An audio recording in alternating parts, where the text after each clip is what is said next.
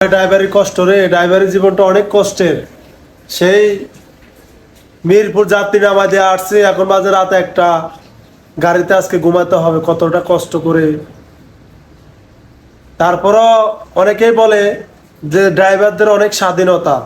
আসলে ভাই ড্রাইভারদের এতটা স্বাধীনতা নাই, আপনারা যতটা স্বাধীনতা মনে করতেছেন।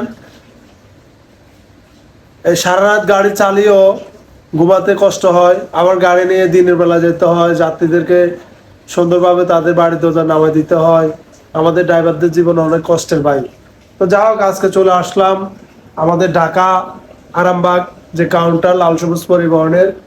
এই যে দেখেন পানিগুলো, এগুলা সব হলো যাত্রীদের জন্য। আপনারা যারা ঢাকা আরামবাগের থেকে নোয়াখালী মাইজদি সোনাপুর যাবেন, তারা একটা একটা পানি নিজ দায়িত্বে বুঝে নেবেন, এবং এখানে কফি দেওয়া হয়। অবশ্যই আপনারা আসলে এটা আপনাদের নিজ দায়িত্বে বুঝে নেবেন। সবাই দোয়া করবেন যেন স্বয়ংসম্পূর্ণভাবে গন্তব্যস্থানে আমি যাত্রীদেরকে পৌঁছায় দিতে পারি। আর ঢাকা আরামবাগ যে লাল সবুজ পরিবহনের কাউন্টার, এখানে যাত্রীদের সুবিধা রয়েছে।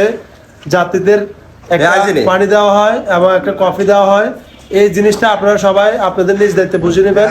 আর লাল সবুজ পরিবহনের কাউন্টারে যারা দূর দূরান্ত থেকে আসবেন, আপনাদের জন্য বসার ব্যবস্থা রয়েছে ভালো। অবশ্যই আপনারা আসলে বসতে পারবেন।